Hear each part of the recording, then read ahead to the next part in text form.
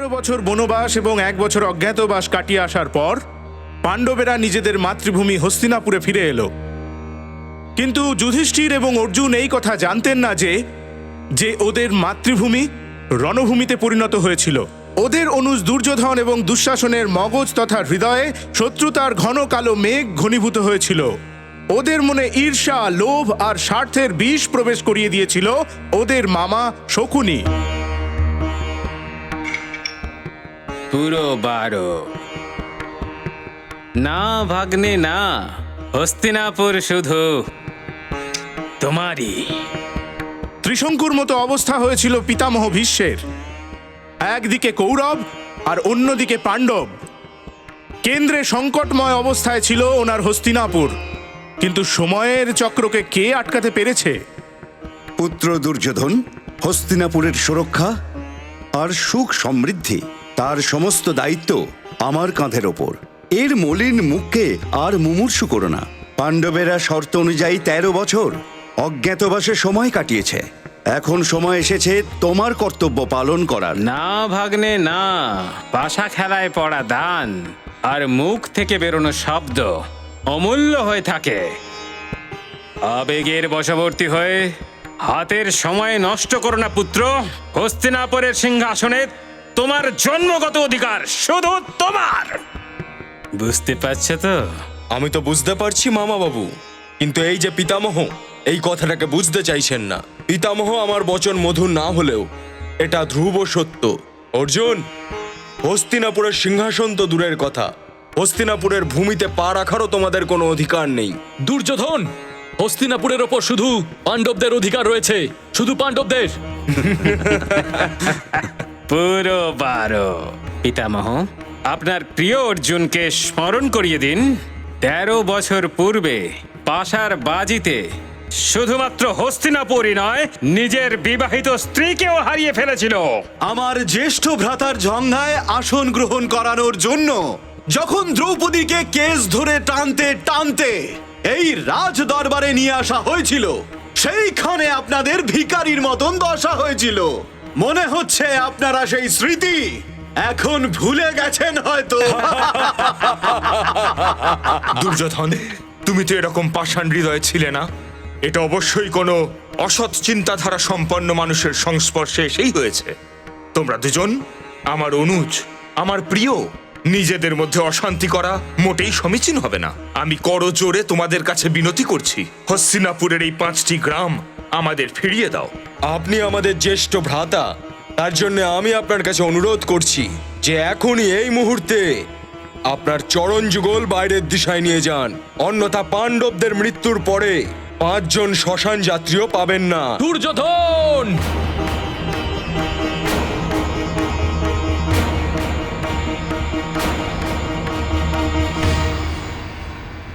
অর্জুন তো রেগে গেল বাবা, এবার কি হবে? এখন যুদ্ধ হবে, যুদ্ধ, মহাযুদ্ধ। তুমি তোমার সীমা লঙ্ঘন করে মৃত্যুকে আমন্ত্রণ জানাচ্ছ। না অর্জুন, না, নিজের ক্রোধকে সংযত করো। না ভ্রাতাশ্রী, না, এই সময় সংযম রাখার নয়, আক্রমণ করার। আপনি শুধু আমায় অনুমতি দিন। শোনো, দ্রোণাচার্যর প্রিয় শিষ্য অর্জুন, তুমি তোমার এই বাণ আর এই ভ্রাতাদের নিয়ে আমার সঙ্গে যুদ্ধ করতে চাও? তোমার মৃত্যু তো অবশ্যম্ভাবী, নিশ্চিত। অহংকারে তোমাদের বুদ্ধি বিনষ্ট হয়েছে, বিনাশকালে বুদ্ধি ভ্রষ্ট। যুদ্ধ, যুদ্ধ, যুদ্ধ! তারপর হস্তিনাপুরের মাটিতে কঠোরতার বীজ পোঁতা হলো আর শত্রুতার ফসল কাটা হলো। অথঃ শ্রী মহাভারত কথা।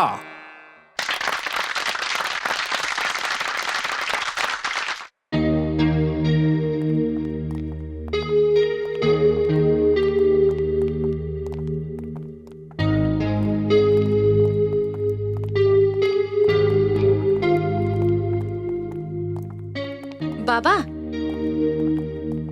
কথাটা বলেই নি। হ্যাঁ চলো, যেটা তোমার ইচ্ছে। আসলে বিয়েটা তো তোমারই না।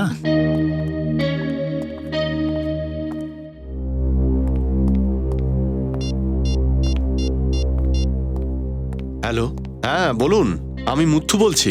সরি, আমি আপনার ফোন ধরতে পারিনি, আমার শো চলছিল। হ্যাঁ, আমি নিশ্চয়ই যাব, অবশ্যই যাব। আরে দাদা, আমি আপনার কাছ থেকে 1 লাখ টাকা অ্যাডভান্স নিয়েছি। কেন শুয়ে যাব না? আমরা সময় মতো পৌঁছে যাব, আপনি চিন্তা করবেন না। ব্যাস আপনার কাছে একটাই অনুরোধ, আপনি আমার শিল্পীদের জন্য থাকা খাওয়া আর শোয়ার ব্যবস্থাটা একটু ভালো করে করে দেবেন। ওকে, ঠিক আছে দাদা, নমস্কার নমস্কার, ঠিক আছে।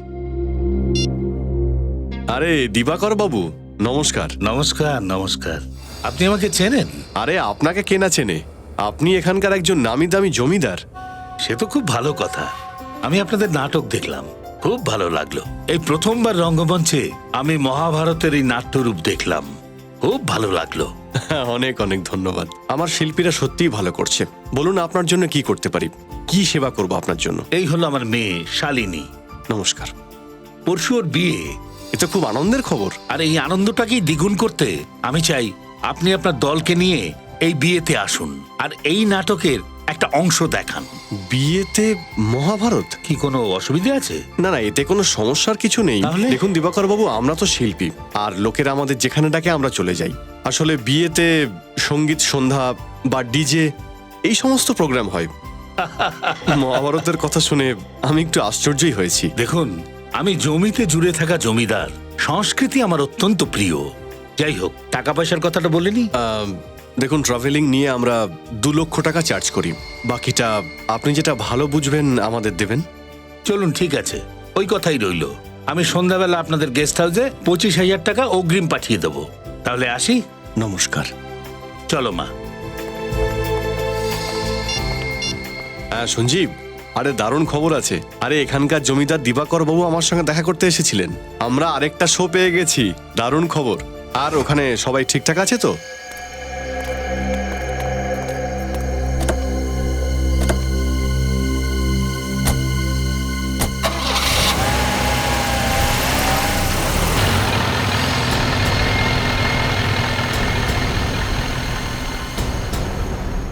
দেখো, আমি তোমাকে আগেও বলেছি আর এখনো বলছি, এইসব কাজ আমার দ্বারা হবে না। আর হ্যাঁ, আজ রাতেই আমি এখান থেকে চলে যাচ্ছি। আমাকে আটকানোর চেষ্টা করো না, না হলে আমি তোমার মুখোশ টেনে খুলে দেব। তাতে যদি আমি শাস্তিও পাই তাও ভালো, আমি মেনে নিতে রাজি, বুঝলে? বুঝে গেলাম। তোমার মতন গুণী অভিনেতাকে তো আমি হারাতে চাইছিলাম না, কিন্তু কি করব, সময়কে কে আটকে রেখেছে। মানেটা কি তোমার? দুর্যোধনকে বধ এমনিতে তো ভীম করেছিল, কিন্তু আফসোস, কিন্তু এই কাজটা আমাকেই করতে হবে। এই শোন, লাশটাকে ব্যবস্থা কর।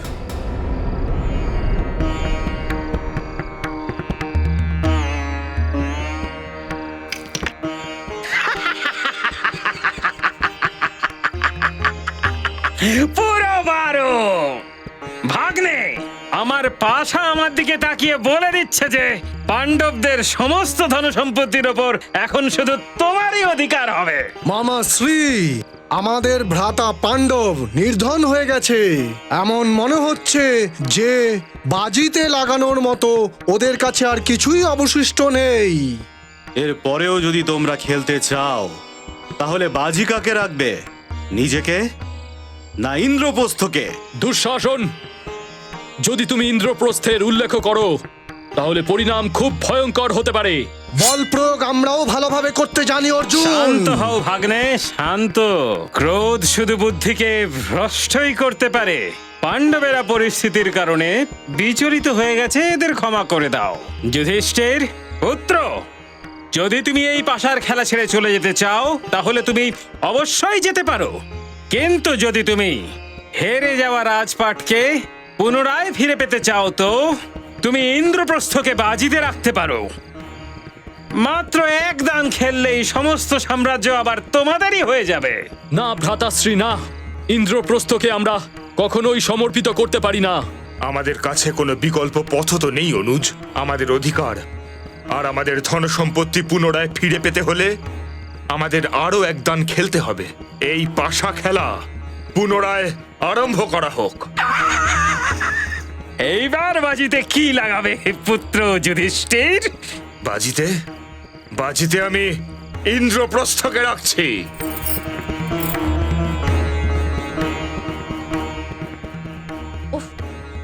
এই গয়নার ওজনগুলো কত বেশি! সমস্ত অনুষ্ঠান শেষ হওয়া অবধি আমি এত ওজন কি করে বইবো? দিদি, বিয়ে হবে তো, আর এগুলো তো সহ্য করতেই হবে। আর এমনিও আজ একটা দিনেরই তো ব্যাপার, যখন তোর বিয়ে হয়ে যাবে না তখন এই গয়নাগুলো আমায় দিয়ে দিস। আচ্ছা, আমি এইগুলোর ওজন সহ্য করতে পারবো।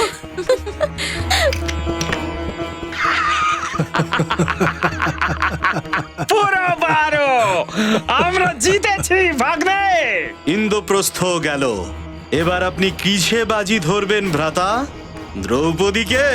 দুঃশাসন!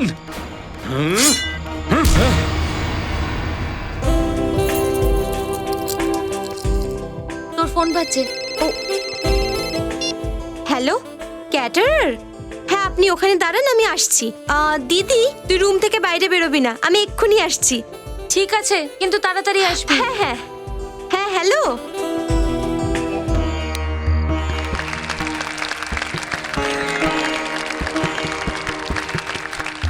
দারুণ ব্যাপার দিবাকর বাবু, আপনি দেখছি ভালোই আয়োজন করেছেন। হ্যাঁ একদম, পোশাক আশাক, লাইট, সেটিং সবকিছু একদম পারফেক্ট ছিল। মনে হচ্ছে যেন আমরা যেন সত্যি সত্যি হস্তিনাপুরে চলে গেছি। কি অদ্ভুত এই সবকিছু।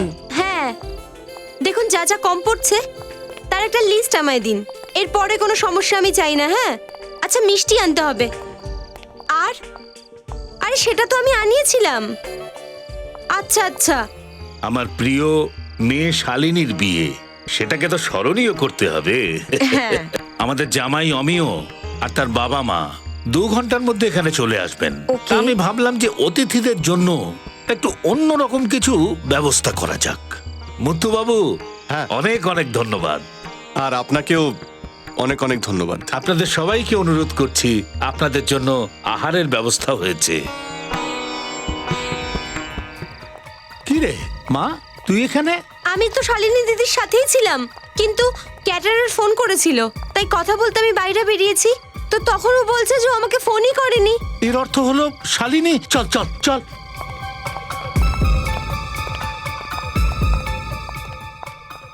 চল চল, দেখি ব্যাপারটা কিছু হয়ে যায়নি তো। শালিনী, শালিনী, সব শেষ হয়ে গেল।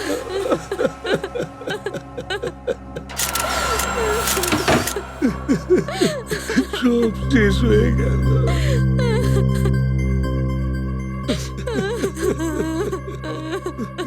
খুনির আঙ্গুলের ছাপ এই কাঁচটাকেও কেটে ভেতরে এসেছে।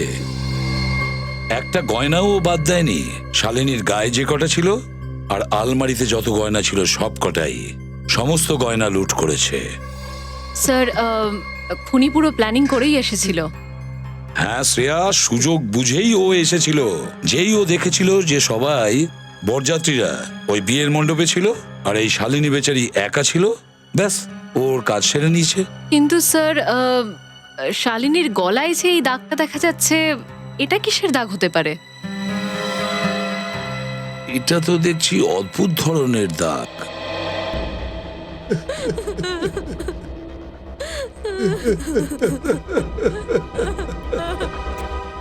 আচ্ছা মা, তুমি তোমার দিদিকে শেষবারের মতন দেখো না?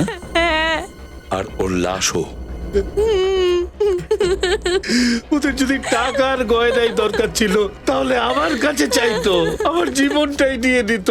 আমার নিষ্পাপ মেয়েটাকে কেন মারলো? আমার মেয়ে ওর কি ক্ষতি করেছে? দিবাকর বাবু, আমি আপনাকে কথা দিচ্ছি, যে এই কাজটা করেছে না, আমরা ওকে খুঁজে বের করব। ছাড়বো না ওকে, যত কড়া শাস্তি আছে ওকে দেব।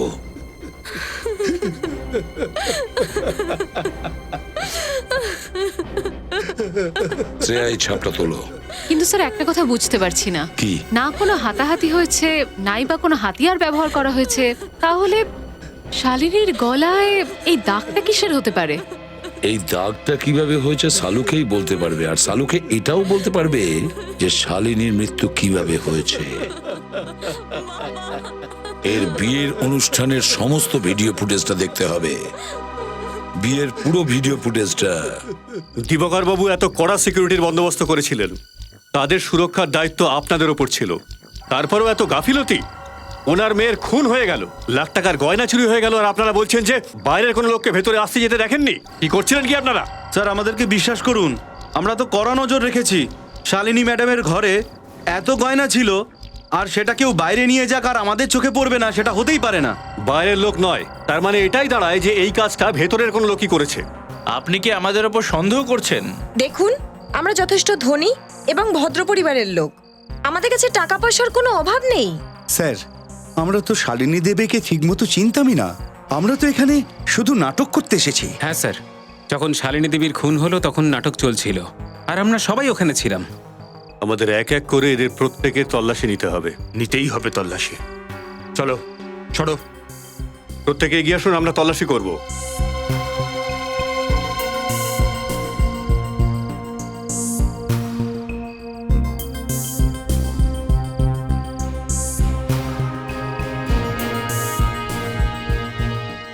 হাত নিচে, সোজা দাঁড়াও। পার্স দেখি।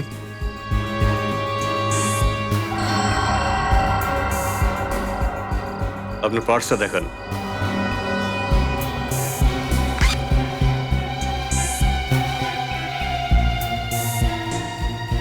কারুর কাছেই কোনো কিছু পাওয়া যায়নি। তাহলে গয়নাগুলো গেল কোথায়? শালিনীর খুন কে করলো? পরিস্থিতি খুব খারাপ হয়ে গেছে। সিআইডির লোকেরা এখানে তদন্ত করতে এসেছে। এখন তোমাকে সকাল অবধি অপেক্ষা করতে হবে। বিপদ আছে, কিন্তু কোনো না কোনো তো রাস্তা আছেই। সময় পেরিয়ে যাচ্ছে। শ্রেয়া, স্টার্ট করো। স্যার,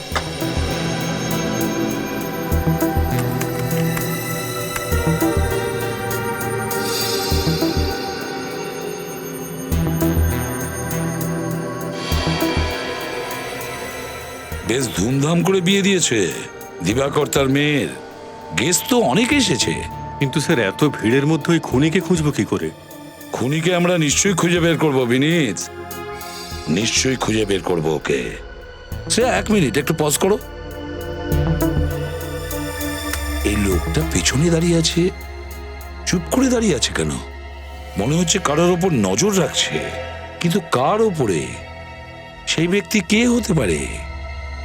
কে সেই লোক? এই অভিনেতাটা? স্যার, যখন আমরা অভিনেতাদের জিজ্ঞাসা করছিলাম তখন ও ওখানে ছিল না। ওখানে ছিল না? না স্যার। শ্রেয়া, একটা কাজ করো, এই দুটো লোকেরই ভিডিও থেকে ফটো বের করো। নিশ্চয়ই এদের দুজনের মধ্যে কোনো না কোনো কানেকশন আছে চুরি আর খুনের মধ্যে। কিন্তু যে এই গয়নাটা চুরি করেছে, গয়নাগুলোকে নিয়ে কোথায় গেছে ও? বিয়ে বাড়িতে এত টাইট সিকিউরিটি ছিল, ও তো নিশ্চয়ই জানতো সিকিউরিটির ব্যাপারে। স্যার, এই কড়া পাহারার জন্য ওই গয়না ও ওখানে কোথাও লুকিয়ে রাখেনি তো, যেখানে এই বিয়েটা হচ্ছিল? এই কথাটা ঠিক স্যার। ও যদি গয়না চুরি করে পালাবার চেষ্টা করতো তাহলে নিশ্চয়ই ধরা পড়তো। কিন্তু স্যার, আমরা তো এই জায়গাটায় তন্ন তন্ন করে খুঁজেছি, গয়না তো কোথাও পাওয়া যায়নি। আর আমাদের কনস্টেবলও তো আছে ওখানে। এক্স্যাক্টলি, আমাদের কনস্টেবলও তো ছিল ওখানে। তাহলে কোথায় লুকিয়ে রাখতে পারে? আমার তো মনে হয় না ও বিয়ের মণ্ডপের কোথাও গয়নাগুলো লুকিয়ে রাখবে। আমার তো মনে হয় গয়নাগুলো বাড়ির বাইরে কোথাও মাটির নিচে লুকিয়ে রেখেছে। হ্যাঁ সালুকা, বলো, জানতে পেরেছো কিভাবে মারা গেছে মেয়েটি? দেখুন মুত্তু সাহেব, আমরা এখানে সবাই শখের জন্য কাজ করি না, নিজেদের পেট চালানোর জন্য কাজ করি। যদি আপনি আমাদের টাকা না দেন তাহলে এর পরের শোটা আমরা কেউই করব না। আরে আমার ভাই কেতন, তুই এত রেগে যাচ্ছিস কেন? আর যদি তুই সিরাকপুরে না যাস তাহলে যুধিষ্ঠির ক্যারেক্টারটা কে করবে? আপনি করে নিন না। যুধিষ্ঠির, ভীম, নকুল, সহদেব সবকটা আপনিই করুন। আরে সব কি বলছিস তুই? দেখুন স্যার, আমরা পেমেন্ট না পেলে কেউই কাজ করব না। আমরা পারছি না স্যার, আমাদের টাকা আপনি দিয়ে দিন। কি তাই তো? হ্যাঁ হ্যাঁ। তোমরা সবাই এটা খুব ভালো করে জানো যে গতকালকেই দিবাকর বাবুর মেয়ে খুন হয়েছে। আর এরকম অবস্থায় ওনার কাছে কি করে টাকা চাইবো আমি? চাইতে পারবেন না মানে? আমরা কি করে জানবো আপনি কিভাবে চাইবেন? দেখুন, আমরা বিনা টাকায় কাজ করতে পারবো না। আমিও করব না। যদি এরকমই চলতে থাকে না স্যার, তাহলে আমি ছেড়ে দেবো। আমিও ছেড়ে দেবো। আমরাও সব ছেড়ে দেবো। আমরাও ছেড়ে দেব। অদ্ভুত কথা বলছো তোমরা। এইভাবে তোমরা কি করে দল ভাঙার কথা বলতে পারো, যেখানে তোমরা সবাই 25টা শো করার কথা দিয়েছিলে? 25টা শো! সঞ্জীব, বোঝাও এদের। আপনিও তো এই নাটক শেষ হওয়ার পরে আমাদেরকে পুরো টাকা দেবেন কথা দিয়েছিলেন। কি ঠিক বলেছি তো? জিয়া, কেতন, মুত্তু সাহেবকে কেন এত চাপ দিচ্ছ তোমরা? টাকা চাই তোমাদের তো? হ্যাঁ হ্যাঁ। সিরাতপুরের শোয়ের পরে তোমাদের টাকা পেয়ে যাবে, ততক্ষণ পর্যন্ত টাকা কেউ চাইবে না, বুঝেছো? স্যার দেখুন, আপনি সিনিয়র, আপনি যা বলছেন তাই হবে, কিন্তু স্যার পরের শোয়ের টাকাটা কিন্তু আপনি অবশ্যই দেবেন। ঠিক আছে, এখন যাও আর গিয়ে শুয়ে পড়ো, সকাল সকাল সবাইকে বেরোতে হবে। হ্যাঁ স্যার। চলো যাও।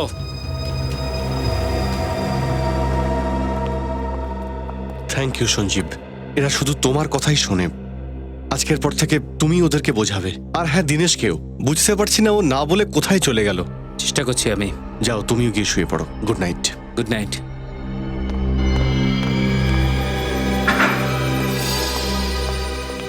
রোহন, কোথায় যাচ্ছিস? কোথাও না স্যার, ব্যাস ওই খুব জরুরি একটা কাজ মনে পড়ে গেছে, কাজটা শেষ করেই চলে আসবো। সব ঠিক আছে তো?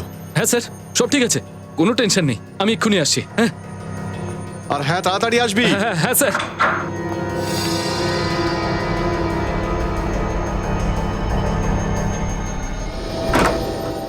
হ্যাঁ সালুকে, কি জানতে পেরেছো এই মেয়েটির মৃত্যুর ব্যাপারে?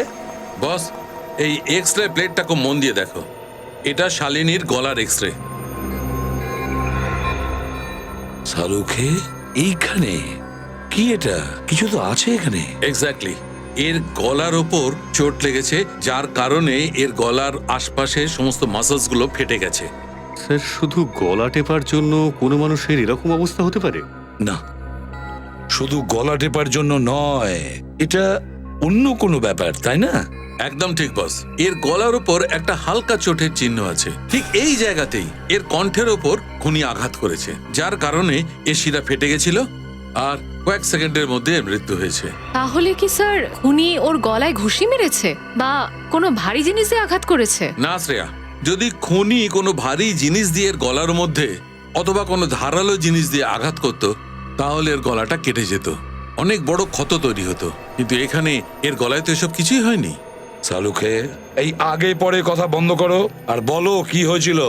ঠিক আছে, বলছি কি হয়েছিল।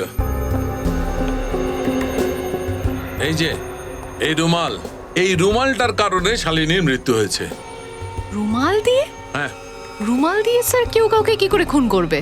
আমি বলছি কি করে হয়েছিল। এই রুমালের মধ্যে আমি একটা পাথর রাখলাম, এটাকে এইভাবে বন্ধ করে জোরে ঘোরালাম, এত জোরে ঘোরালাম যে এর ভেতরে জিনিসটা সিঁধে গিয়ে সামনের লোকটির গলার কণ্ঠিতে লাগলো, এত জোরে যে ওর গলার নার্ভটা ফেটে গেল। নার্ভ ফেটে যাওয়ার কারণে ওর মস্তিষ্কে অক্সিজেন যাওয়া বন্ধ হয়ে গেল, আর অক্সিজেন কম হওয়ার কারণে ওর মৃত্যু হলো। ঠিক এই ব্যাপারটাই ঘটেছিল শালিনীর সঙ্গে। বস, এটা বহু পুরনো পদ্ধতি, যার ব্যবহার চোরেরা করত কাউকে হত্যা করার জন্য। অদ্ভুত ব্যাপার স্যার, না কোনো রক্তপাত, না কোনো ধস্তাধস্তি, আর মুহূর্তের মধ্যেই মানুষ মারা যাবে। সেই খুন করার পুরনো পদ্ধতি আজকের যুগে। খুনি ছুরি দিয়ে আঘাত করতে পারতো বা গুলি চালাতে পারতো, কিন্তু ও এত পুরনো পদ্ধতি ব্যবহার করলো কেন? নিশ্চয়ই কোনো কারণ আছে শ্রেয়া, নিশ্চয়ই কোনো কারণ আছে। তাহলে আঙ্গুলের ছাপের ব্যাপারে কি জানতে পেরেছো যাতে রক্ত লেগেছিল? এক মিনিট বস, এই যে আঙুলের ছাপটা রয়েছে, আসলে এটা রক্তই নয়। রক্তের দাগ নয়? না। মানে? এটা সিঁদুর। এই ছাপটা সিঁদুরের? তাহলে কি খুনি হাতে সিঁদুর মেখে গিয়েছিল খুন করার জন্য? স্যার, হতে পারে খুনি কোনো মহিলা, কেননা কোনো পুরুষ মানুষ নিজের হাতে সিঁদুর কেন লাগাতে যাবে? লাগাতে পারে, ওই লোক তার নিজের হাতে সিঁদুর নিশ্চয়ই লাগাতে পারে। মনে করো শালিনীর বিয়ের ওই ভিডিওটা। দুঃশাসন! মনে পড়েছে বিনীত, শালিনীর বিয়ের ভিডিওতে একটা নাটক চলছিল, মহাভারতের নাটক, আর ওই নাটকের একজন শিল্পীর হাতে সিঁদুর লেগেছিল। সিঁদুর। তাহলে কি এই খুনটা ওই সিঁদুর হাতে লাগা লোকটা করেনি তো? খুঁজতে হবে, খুঁজে দেখতে হবে ওই হাতে সিঁদুর লাগা শিল্পীকে।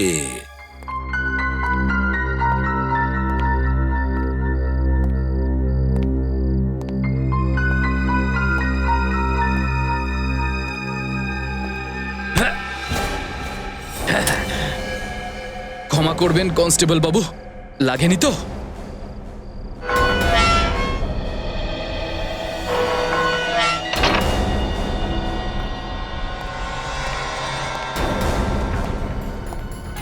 সিআইডি এখানে পৌঁছানোর আগে আমাকে নিজের কাজ শেষ করে এখান থেকে চলে যেতে হবে। এই যে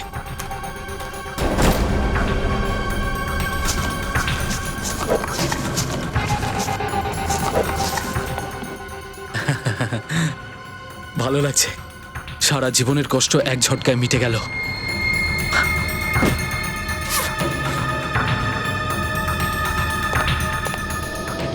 হ্যাঁ হ্যাঁ রাখ, রাখ, এখানে রাখ সব। একটু জায়গা দাও। এলিনা, হ্যাঁ সবাই তৈরি আছে তো? হ্যাঁ সব রেডি।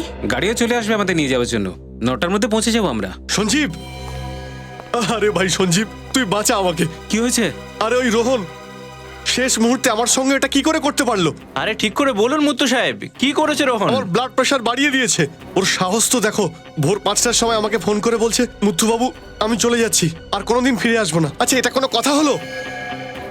মানেটা হলো ও আমাদের এই নাটকের দল ছেড়ে দিল? হ্যাঁ সঞ্জীব, এসব কি হচ্ছে? প্রথমে দুর্যোধন গেল, আর এবার অর্জুনও। সিরাকপুরে আমরা নাটক কি করে করব? শোনো, তোমাদের ওই শিল্পী কোথায় যার হাতে সিঁদুর লেগেছিল, যে অর্জুনের চরিত্র করছিল? ডাকো তাকে। ওই তো রোহন। যেই হোক, ডাকো তাকে। কি করে ওকে ডাকবো স্যার? আমরা ওকে ডাকতে পারবো না। ডাকতে পারবো না মানে কি? ডাকুন ওকে। স্যার, কারণ ও নাটকের দল ছেড়ে চলে গেছে। কি বলে? তোমাদের গ্রুপ থেকে ও চলে গেছে? ও যেতে পারে না, পালিয়ে গেছে ও, বুঝেছো? পালিয়ে গেছে। স্যার, মনে হচ্ছে এই রোহনই শালিনীকে খুন করেছে আর এই গয়নাগুলো চুরি করেছে। ওর ঘরটা কোথায়? আসুন স্যার, এই যে ওর ঘর। আচ্ছা, এটা ওর ঘর? হ্যাঁ স্যার। ওর সাথে কোনো রুম পার্টনার ছিল? কেউ থাকতো কি ওর সাথে? কেউ না স্যার, ও এখানে একাই থাকতো। ও একা থাকতো?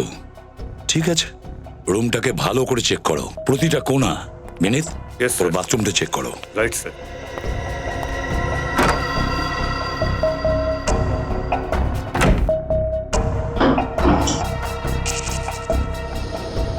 স্যার। হ্যাঁ, কি হচ্ছে মিনিট? এই দেখুন স্যার, মাটি।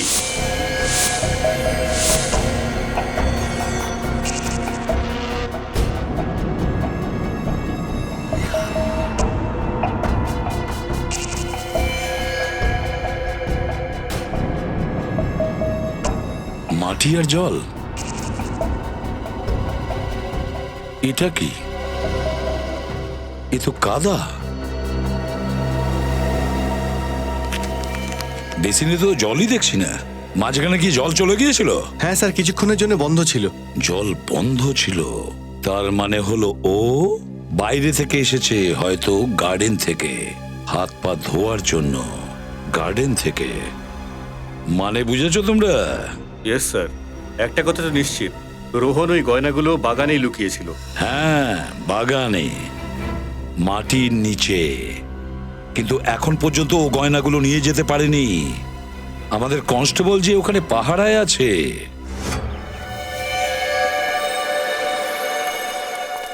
মাই গড, দেখো ও বেঁচে আছে কিনা।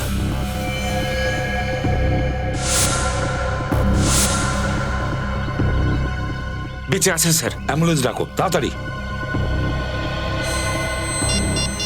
যে ভয়টা করছিলাম সেটাই হলো। গার্ডেনের দিকে চলো।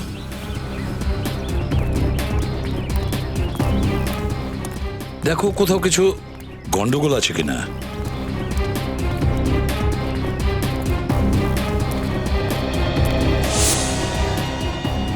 জুতোর ছাপ, এটা কি? এখানেও তো, এই দেখো এই দিক দিয়ে গেছে। ওই দেখো ওখানে তো মাটি খোঁড়া রয়েছে, গিয়ে দেখি।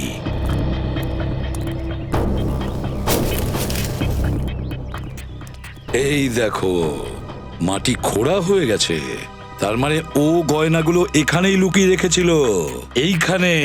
তারপরে এখান থেকে তুলে নেয় আর পালিয়ে যায় আমাদের কনস্টেবলকে অজ্ঞান করে। শ্রেয়া, দেখো ওখানে কি চকচক করছে। দেখো শ্রেয়া,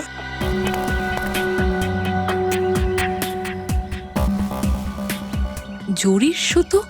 স্যার, এই ধরনের জরি তো কনের সাজে ব্যবহার করা হয়। কনের শাড়িতে ব্যবহার করা হয়? হ্যাঁ স্যার। তাহলে ও ওই গয়নাগুলো ওই কনের শাড়ি দিয়েই বেঁধে রেখেছিল এখানে, এই গর্তের মধ্যে। আর শালিনীকে ওই মেরেছে।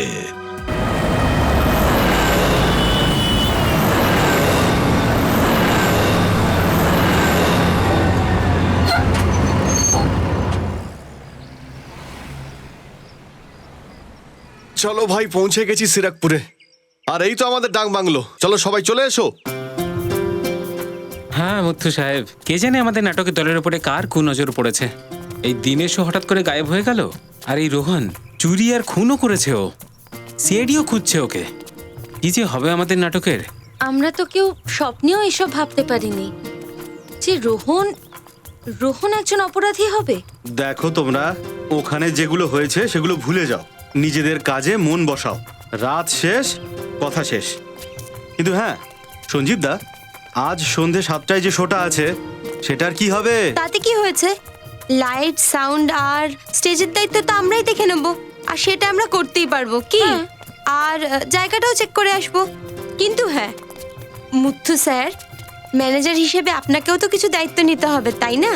আচ্ছা মুথু সাহেব, একই অভিনেতা অর্জুন আর শকুনি দুটোই করবে? আরে নিজের সঙ্গে সঙ্গে আমাদেরও নাম খারাপ করবেন। কমসে কম একজন অভিনেতা তো জোগাড় করে দিন। আরে ভাই, এটা অভিনেতা, কোনো শাকসবজি নাকি যে মার্কেটে গেলাম আর কিলো অনুযায়ী নিয়ে চলে এলাম? আমি চেষ্টা করছি তো রে ভাই। চলো সবাই এসো। স্যার, এই পিন্টু দোকানদারটাকে জিজ্ঞেস করে দেখি, ও যদি কিছু বলতে পারে। হ্যাঁ বলুন সাহেব, আমার নাম পিন্টু সাহেব। আমরা সিআইডি থেকে আসছি। সিআইডি? হ্যাঁ সিআইডি। এই ফটোটাকে ভালো করে দেখো আর বলো, এই লোকটাকে আগে কোথাও দেখেছো? এর নাম রোহান। শেষবার ওকে নীল রঙের প্যান্ট আর সবুজ শার্টে দেখা গেছে। হ্যাঁ এবার বলো, তুমি এই লোকটাকে কখনো দেখেছো বা এই লোকটাকে চেনো? হ্যাঁ সাহেব, এই লোকটাকে কেন চিনবো না? আমি জানি তো একে। কোথায় দেখেছো? সাহেব আজই দেখেছি। কটার সময়? আজ সকালেই, এই ধরুন 9টা নাগাদ এসেছিল। 9টার সময়? আগে হ্যাঁ 9টা নাগাদ। তুমি তো নিশ্চয়ই শুনেছো তোমার এলাকার জমিদার দিবাকর বাবুর মেয়ে খুন হয়েছে। আগে হ্যাঁ আমি জানি। আমরা এই লোকটাকে সন্দেহ করছি যে ওনার মেয়েকে এই লোকটা খুন করেছে। এই লোকটা খুন করেছে? হ্যাঁ। তুমি একে একা দেখেছিলে নাকি সঙ্গে কেউ ছিল? না না সাহেব, ও তো একাই ছিল। আর কি বলতে পারবে ওই লোকটার ব্যাপারে? হ্যাঁ সাহেব, ও জিজ্ঞাসা করছিল যে কেশব বাস স্ট্যান্ড থেকে প্রথম বাস ঠিক কটার সময় ছাড়ে। কেশব বাস স্ট্যান্ডে প্রথম বাস? এত লোক সারাদিন আসে তোমার দোকানে কেনাকাটা করতে, এই লোকটাকে তোমার এত মনে আছে কেন? মনে আবার থাকবে না সাহেব, ও লোকটাই তো অদ্ভুত রকমের ছিল। মানে? এই দেখুন স্যার, ওর জন্য আমার এখানে চোটও লেগেছে। এই চোটটা তোমার লাগলো কি করে? ও কি তোমাকে মেরেছিল নাকি? না না সাহেব, মারেনি আমায়। তাহলে লাগলো কি করে? যখন ও শেষবার এলো তখন এই নাও সাহেব। আরে এত চিৎকার করছো কেন? হাতেই তো লেগেছে, গলায় তো আর লাগেনি। যদি গলায় লাগতো না তাহলে এক ঝটকায় মরে যেতে। এ তো সাংঘাতিক জিনিস দেখছি। 15 মিনিটের মধ্যে স্টাফ থেকে প্রথম বাস পেয়ে যাবে। ঠিক 6টার সময় ছাড়ে বাসটা। ধন্যবাদ ধন্যবাদ, ঠিক আছে বলার জন্য।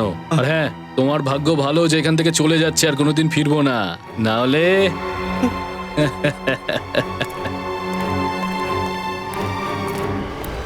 রুমালে পাথর বেঁধে রুমালটা ঘোরাচ্ছিল, এই হলো আমাদের সেই লোক। এই হবে।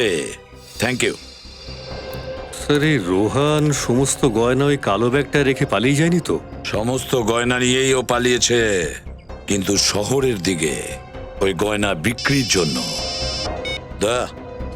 কলা ভবন নাটক দলের এক শিল্পীকে আমার সন্দেহ হচ্ছে। রোহন নাম ওর, রোহন। ও এখান থেকে কালো ব্যাগে করে গয়না নিয়ে শহরের দিকে আসছে ওই গয়না বিক্রি করার জন্য। দেখো ও যেন পালাতে না পারে। ওর ফটো আমরা পাঠাচ্ছি। গুড। আর অভিজিৎকে বলো এই কলা ভবন নাটক মণ্ডলীর পুরো ইতিহাসটা বের করতে। পুরো ইতিহাস, শুধু রোহনকে নয়, ওই নাটক মণ্ডলীর প্রত্যেকটা শিল্পীকে আমি সন্দেহ করি। Okay? Keshab bus stop. Welcome to বিটন world. How may I assist you? নতুন ফ্ল্যাটের জন্য একটা স্ট্যান্ড ফ্যান আর কুলার নেব। এই পচা গরম থেকে একটু স্বস্তি চাই। বাজার চলতে সব ব্র্যান্ড আর ভরসাযোগ্য নয়। তার জন্য তো আমাদের ফ্যান আছে, all purpose bullet table fan, ceiling fan. আমাদের সিলিং ফ্যান কিন্তু 30 মাসের ওয়ারেন্টি সহ পাওয়া যায়। আছে ফারাটা 2 বছরের ওয়ারেন্টি, 17 থেকে 20 মিটার এয়ার ফ্লো। মধ্যবিত্তের সাধ্যের মধ্যে একমাত্র ভরসাযোগ্য ব্র্যান্ড বিটন। আমাদের কুলারের কিন্তু অনেক range, 45 litres, 50 litres, 70 litres, 90 litres, 110 litres. Honeycomb সহযোগে ব্রিটেনের সব কুলারের ওয়ারেন্টি 1 বছর। চেনা হাওয়ায় অচেনা অনুভূতির জন্য একমাত্র আদর্শ ব্রিটেন। গরমে স্বস্তি পেতে ব্রিটেনের ফ্যান হোক বা কুলার, আজই আনুন বাড়িতে। Britain, digitally years.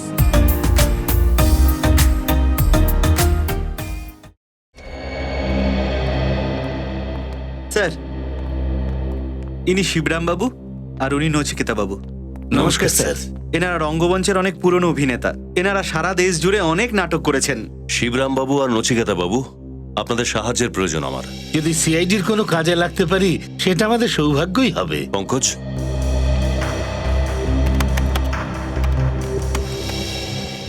আপনারা এই ছবিগুলো দেখুন।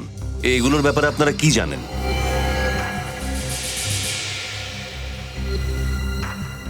কি ব্যাপারে এই ছবিগুলো দেখে আপনাদের মুখগুলো কিরকম ফ্যাকাশে হয়ে গেল? আপনাদের তো দেখে মনে হচ্ছে এই নাটক দলের সম্বন্ধে আপনারা অনেক গোপন কিছু জানেন। বলুন, কি জানেন আপনারা? দেখুন, কলা ভবন রঙ্গমঞ্চের খুব পুরনো দল। এ তো আমরাও জানি শিবরাম বাবু। আপনারা শুধু এটা আমাকে বলুন যে এই দলের ব্যাপারে আপনারা কতটুকু জানেন, যেটা দেখে আপনাদের চেহারার রং বদলে গেল। স্যার, আমাদের নাট্য জগতের একটা ভালো দিন ছিল, তাতে কলা ভবনের নাট্যকাররা গ্রহণ লাগিয়ে দিল। এরা সবাই গ্রহণ লাগিয়ে দিয়েছে? সেটা কিভাবে? এরা সব অভিনেতার আড়ালে বহুরূপী ছিল। অভিনেতার বেশে এরা চোরের দল ছিল। এটা কি বলছেন আপনারা? কলা ভবনের অভিনেতারা চোর ছিল? হ্যাঁ স্যার।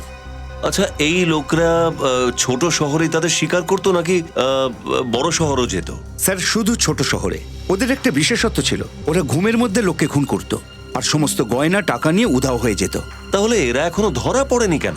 জানি না স্যার, প্রত্যেকবারই বেঁচে যেত। আর সেই সময় এত নিয়ম কানুনও তো ছিল না। সেই সময়? এটা আপনারা কোন সালের কথা বলছেন? এটা 1890 এর কথা। 1890? কলা ভবন নাট্য সংস্থার আরম্ভ 1890-এই হয়। তখন 5 জন ছিল, বাড়তে বাড়তে সেটা 15 হয়। কয়েক বছর চুরি করবার পর এই দলটা হঠাৎ গায়েব হয়ে যায়। আবার 1955-তে কিছু অভিনেতা একসঙ্গে হয়ে এই নামে আবার দল শুরু করে। কিন্তু এই কলা ভবনের ব্যাপারে এত প্রশ্ন কেন করছেন স্যার? নচিকেতা বাবু, কলা ভবনের অভিনেতারা কলা ভবনের ঘৃণ্য শিল্প আবার দেখাতে শুরু করেছে। আবার শুরু করেছে? আগে হ্যাঁ, কাল একটা বিয়েতে নাটক চলাকালীন ওরা এক কনেকে খুন করেছে আর তার গয়না লুট করেছে। আপনারা একটা কথা বলুন আমাদের, কলা ভবনের ইতিহাসের সম্বন্ধে এত তথ্য আপনারা কোথা থেকে পেলেন? নাট্য সংগ্রহশালায়। ওখানে সমস্ত নামি দামি দলের তথ্য রাখা থাকে। দিবাকর বাবুর মেয়ের খুন আর চুরির পদ্ধতি ওরা সংগ্রহালয় থেকেই পেয়েছে। আমার মনে হচ্ছে স্যার এটা সম্ভব নয়। কেন? কারণ ওটা তো অনেক বছর আগে বন্ধ হয়ে গেছে। স্যার, নাট্য সংগ্রহালয় বন্ধ হওয়ার পরেও এই অপরাধীরা লুটপাট আর খুন করার পদ্ধতির ব্যাপারে এত জানলো কি করে? খোঁজ খবর তো কোথাও না কোথা থেকে বের করেছে নিখিল, কিন্তু মোদ্দা কথাটা হলো 1890 সালে কলা ভবনের অভিনেতারা খুন আর লুটপাট করা শুরু করেছিল। আর তার থেকেই প্রেরণা পেয়ে কলা ভবনের এই নতুন দলের কোনো অভিনেতা শালিনীকে খুন করে দিয়েছে। শুনুন। বলুন দাদা। একটু মাথাটা তুলবেন? আমরা সিআইডি থেকে এসেছি। এই ফটোটা দেখুন। আপনি কি একে দেখেছেন এই বাস স্ট্যান্ডে? মুখ কি করে মনে রাখবো স্যার? এই কাউন্টারে অনেক লোক আসে, কি করে মনে রাখতে পারবো? আচ্ছা, একটা কথা বলুন, এখান থেকে যতগুলো বাস ছাড়া হয় সকাল 9টায়, সেগুলো কি ফিরেছে? দেখে বলছি আমি। স্যার, লং রুটে 4টে বাস বাদ দিয়ে সমস্ত বাস এসে গেছে। ওই যে বাসটা আসছে, এটাও কি সকাল 9টায় ছেড়েছিল? হ্যাঁ স্যার, এটা 9টার সময় ছেড়েছিল। একটা রাউন্ড পুরো করে এক্ষুনি এলো। Thank you.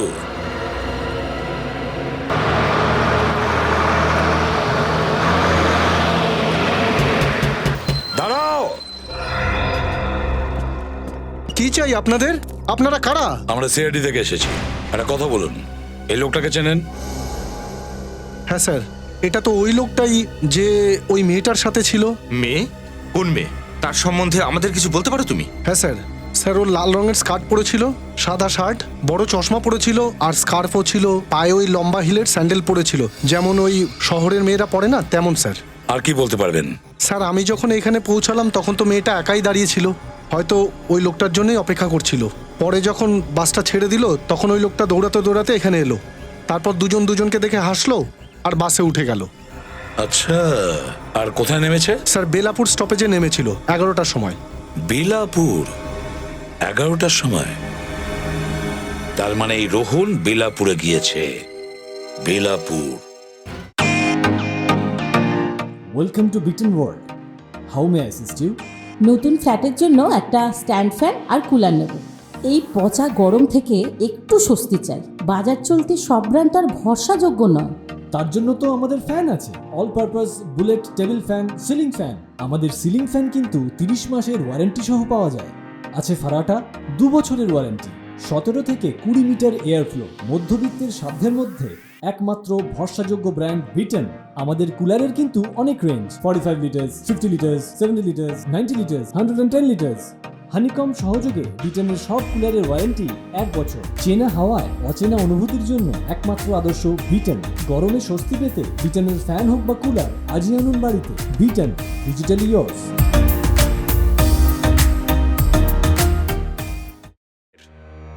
দানবীর কর্ণকে নিশ্চিত করতে হতো যে কার পক্ষ নেবেন উনি, নিজের পরম মিত্র এবং সংরক্ষক দুর্যোধনের নাকি নিজের বৈমাত্রেয় ভাই পাণ্ডবদের।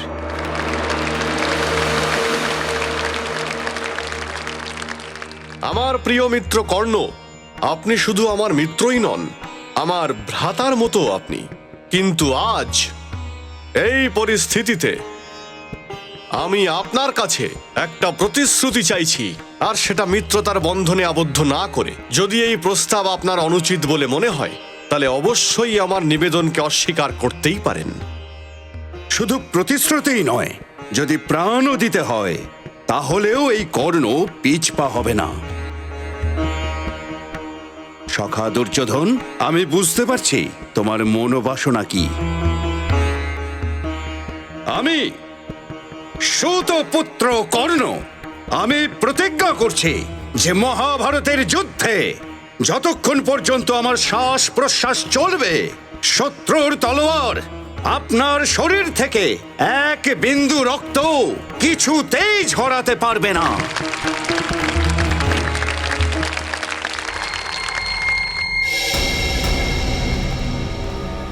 স্যার, আমার গ্রামের একজন ফোন করে আমাকে বললো যে এখানে একটা লাশ পড়ে রয়েছে। তারপরেই আমি আপনাকে ফোন করি। এই দেখুন স্যার, ওই যে পড়ে রয়েছে। মাই গড, উল্টাও একে।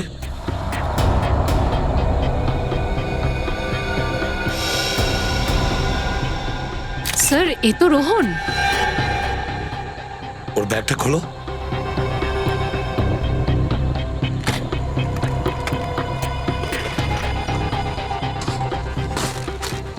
দেখো কোনো গয়না আছে কিনা এর সঙ্গে, ভালো করে চেক করো।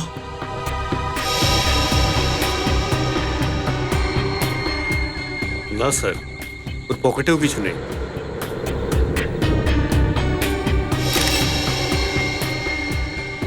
স্যার, এই দেখুন, হ্যাঁ, এর গলাতেও একই রকমের চিহ্ন আছে, যেমনটা শালিনীর গলায় ছিল। স্যার, ওই কালো ব্যাগটাও তো কোথাও দেখতে পাচ্ছি না। সেটাই তো, না কালো ব্যাগ দেখছি না গয়নাগাটিগুলো দেখতে পাচ্ছি। তার মানে হলো রোহনকে এই গয়নাগাটির কারণেই খুন করা হয়েছে। আর যে এই খুনটা করেছে খুব নৃশংসভাবে খুন করে পলিথিনের ব্যাগে ভরে রাখে। কে এটা করতে পারে? রোহনকে খুন তাহলে কি ওই লাল স্কার্ট আর সাদা শার্ট পরা মেয়েটি করেনি তো? নিশ্চয়ই ওই মেয়েটা খুন করেছে রোহনকে। কিন্তু মেয়েটা কে? লাল স্কার্ট আর সাদা শার্ট পরা?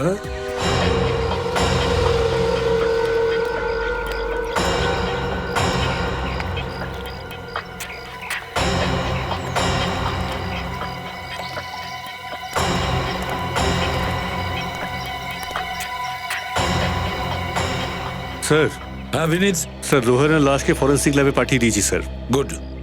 স্যার, হ্যাঁ, আশেপাশে কোনো সূত্র বা চিহ্ন তো পেলাম না। এবার তাহলে কি করে জানতে পারবো যে রোহনের খুনটা করলো কে? সূত্র আর প্রমাণ পাইনি তো কি হয়েছে ফেডরিক? সাক্ষী তো আছে, আর তাদের সংখ্যাও বেড়ে গেছে। কেউ তো একজন দেখেছে রোহন আর ওই মেয়েটিকে। কোন মেয়ে সাহেব? যে মেয়েটার কথা আমরা বলছি সে লাল রঙের একটা স্কার্ট পরেছিল আর সাদা শার্ট, একটা কালো চশমা পরা ছিল আর স্কার্ফ পরা ছিল। আমি দেখিনি সাহেব। আমি দেখেছি স্যার, যেমন চেহারার কথা আপনারা বললেন ঠিক ওই রকমই একটা চেহারার মেয়েকে দেখেছি স্যার। কোথায় দেখেছো ওকে? আমার চায়ের দোকানের সামনে একটা বাস স্টপ আছে, ওখানে দেখেছি স্যার।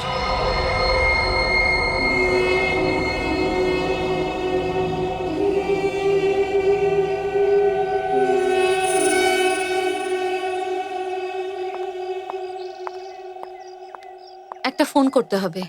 লোকাল কলের 5 টাকা আর এসটিডি কলের 10 টাকা 1 মিনিটের জন্য। ঠিক আছে।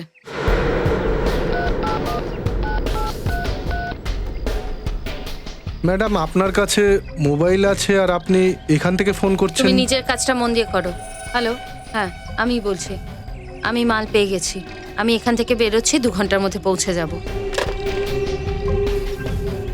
এই নাও, খুচরো ফেরত দিতে হবে না।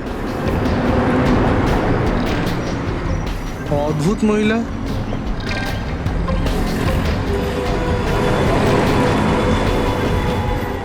দাঁড়াও দাঁড়াও দাঁড়াও দাঁড়াও, উঠুন উঠুন উঠুন, হ্যাঁ তাড়াতাড়ি উঠুন, চলো চলো চলো।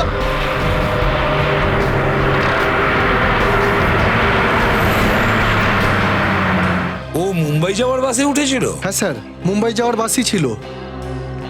এই সেই মেয়েটি এই রোহনকে খুন করেছে, এই মেয়েটি করেছে। উনি টাকার কথা বলছিল, তার মানে গয়না ওর কাছেই রয়েছে।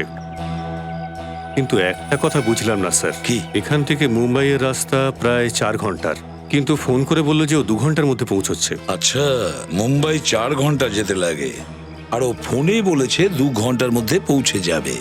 ফেডরিক, খোঁজ নাও এখান থেকে, মানে বেলাপুর থেকে 2 ঘন্টার দূরত্বে কতগুলো শহর আর গ্রাম আছে। তাড়াতাড়ি। Yes sir. আচ্ছা, তোমাকে আমাদের সাহায্য করতে হবে। তোমার ওই মেয়েটার ব্যাপারে যা কিছু মনে আছে, ও দেখতে কেমন ছিল আমাদের বলো, ওর স্কেচ আমরা করিয়ে নেব। হ্যাঁ, সাহায্য করবে? হ্যাঁ স্যার। আরো একটা কথা বলো, যখন ও ফোনে কথা বলছিল তখন ও কিছু লিখছিল, তাই না, কাগজে? তুমি কি তখন দেখেছিলে ও কি লিখছিল? স্যার, ও কাগজে একটা ফুল আঁকছিল। ফুল আঁকছিল? ওকে, থ্যাঙ্কস স্যার। হ্যাঁ, বেলাপুর থেকে 2 ঘন্টা দূরে সিরাকপুর। সিরাকপুর? কি কি কি বললে তুমি? সিরাকপুর? হ্যাঁ স্যার। সিরাকপুর? আরে এটাই তো সেই জায়গা যেখানে নাটক মণ্ডলীর পরের শো আছে, কলা ভবন নাটক মণ্ডলীর। সিরাকপুর। কিন্তু স্যার, এই মেয়েটা যদি সিরাকপুরে যাচ্ছিল, তাহলে ও মুম্বাইয়ের কেন বাসে উঠলো? সেটাই তো, মেয়েটা খুব গোলমেলে, খুব চালাক।